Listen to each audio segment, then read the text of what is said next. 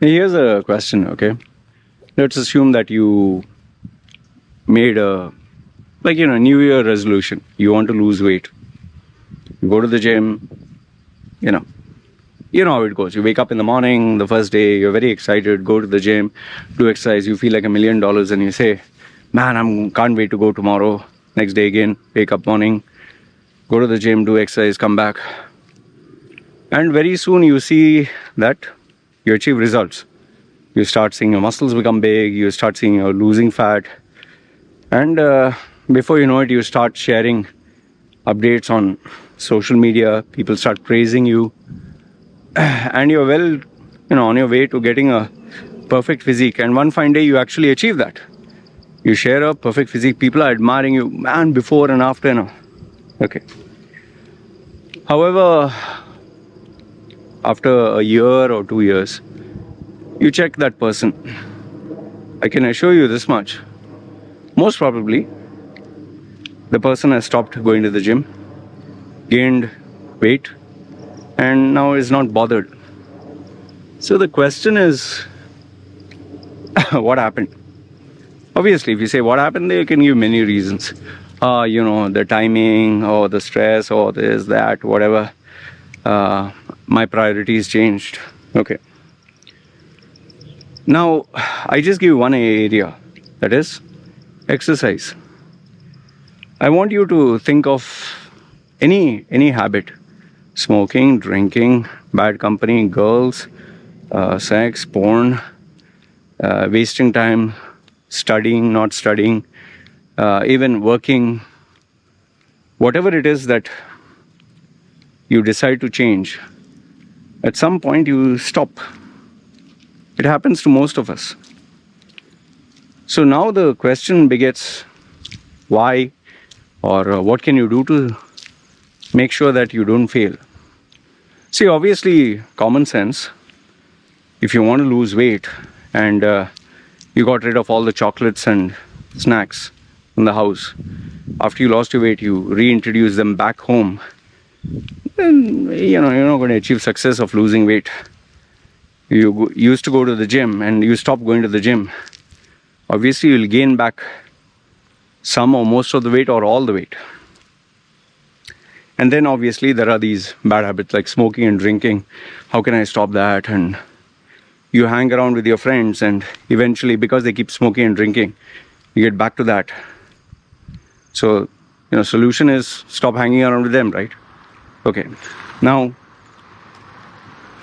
through my experience and dealing with clients, because I've been doing it for so long, I kind of understood the simple reasons why. It's very simple, yeah. There's no rocket science to it. The first one, which I always tell people, is if your environment is the same, the people around you, they have the same habits, they have the same mannerisms, they have the same personalities, you're not going to change because you're going back to the same old environment. I'll give you a simple example. Let's say you're working in an organization where everyone's lazy, and you decide, I'm going to be number one, okay, in sales or whatever. You start working your ass off, you get the highest sales and all that. But then what happens is, you do it first month, second month, third month. If the management gives you, rewards every time, that's great based on your performance. But if in case you notice that the salary is the same, the people are the same, everyone's like, hey, you're stupid, man, just work like us, you will fail. Just like, smoking. You're avoiding smoking, everyone else smoking. You're dieting, everyone else is eating. Why do you think MMA stars, mixed martial arts, boxers, athletes, when they want to train for an upcoming fight, there's something called the camps. Camps means what they do is they take the trainer, they take assistant coaches, they take training partners, and they all leave the family, leave their family, and they all go and stay in a separate place, new location. Maybe it can be a different city, sometimes even a country. They will literally go change their base, and there they follow a strict regiment. Like, for example, uh, um, wake up this time, training this time, eat this time, again training, then sleep, then wake up, then again train. They do this for 3 months or 6 months. Okay, mostly 3 months. They don't do it for 6 months, and then they fight. But now the question is, okay, they're doing it for a fight, but what if you don't have an event or a fight going to take place? You have to do this every day. You're an employee. Over here, the answer is in a very simple example I'll give you. When I was in school as a small boy, there was this story that was taught in my moral science class. It seems Alexander the Great, I don't know how far it's true. It seems Alexander had to fight the Vikings or something like that. I don't know how far it's true. Or a very powerful enemy. And it seemed that he was outnumbered. Okay, they had 1:5 or 1:10. For every one soldier, they had 10 people. And he knew that he was not going to win. But now what to do? So what he decided is, they had come to the shore with boats. And he told one of his top generals, okay, set fire to all the boats. Set fire to all the boats. Okay, he said, why sir? Just set fire. Then afterwards he called all his soldiers and he said, listen, there's something I need to announce. Okay, we are going to fight this powerful enemy. We are outnumbered 1-10. Okay, but now if you turn back and see, you can see the fire, the smoke. All the ships are burnt. I burned them to the ground. So now, if you want to live and to go back to your families, you better fight to win. And if you fight and win, we will go back home and we'll live to see another day. Otherwise, it's over. Hey, doggy. Doggy.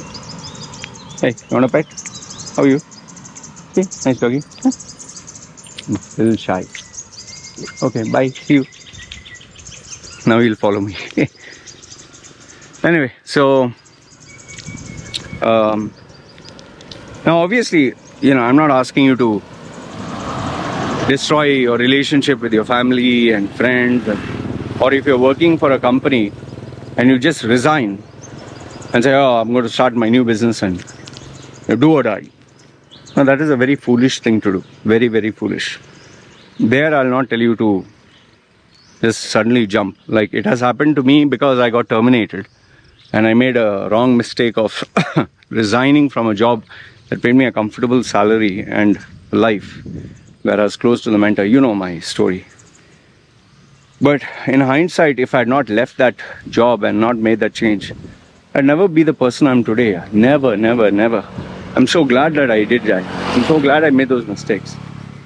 But now, in order for you to succeed and make it permanent, there are some things you have to burn and destroy. It can be traveling, shifting your residence. It can be blocking certain people. It can be, searching for a new job, leaving the old company. It can be saying, no more this particular food item in the house. I'll not keep. But here's one small caveat. Don't try to do too many things all at once. Do one and master it. Like for example, in my case, when I wanted to lose weight, there were so many things that I love to eat. So I asked myself, what is one thing, just one thing that I'll stop. Okay, and that one thing was, I loved eating bread with condensed milk, peanut butter, and chocolate. So I said, okay, fine, I'll first stop with that bread. And no more condensed milk, no more bread, one of my favorites, crispy toast. Then once I got used to it, I said, what is the second one? So like that, slow by slow, I started removing things. Now today, obviously, I've stopped my diet. I've reintroduced some of the things that I stopped, like chocolates, but not to that great amount. But still, there are things that I'm never going to entertain. Like For example, uh, bread and all that. I avoid bringing it at home. If I really have to eat one, I will have a separate sandwich outside. Okay? So once a week, or that's fine. Okay? But if I were to reintroduce it back to my house, man, it'll just snowball. So have some fixed rules.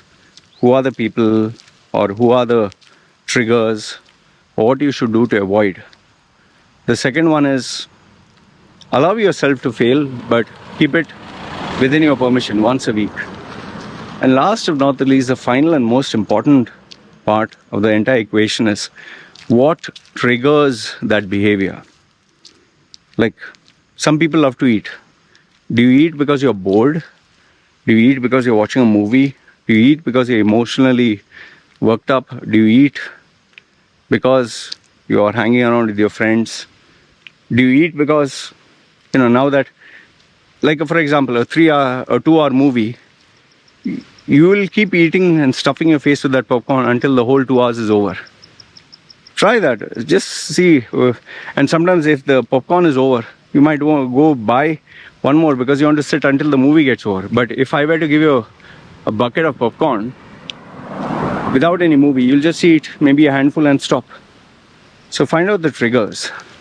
And the triggers can even be relationships, can be friends, can be parents, can be lovers. See, once you take a lot of interest in jotting down these points, studying yourself, observing yourself, and you are obsessed about making that change in one particular area, you will succeed. But remember, consistency is the key. Don't do it so much to the extreme that you get so fed up that you don't want to do it ever again. And remember, I've always told my people, even my clients, consistency is the key. I would rather have you have small, tiny steps of success every day with small, tiny habits that you do every day, rather than show me something so amazing but you do it only once, or so extreme that you can never do it again. Because at the end of the day, longevity, consistency, that is the key. Ooh, my dog is chasing all the chickens. Anyway, this is what I wanted to share with you. Let me know your thoughts. What do you think? And yeah, do share with me some of your triggers or some of the decisions that you've made that have helped you change. Maybe someone reading it will also be inspired. All right? And if you have failed, I always tell people, get back up. It's okay to fail. What is not okay, you giving up. All right? You guys take care. This is me signing off. Ciao.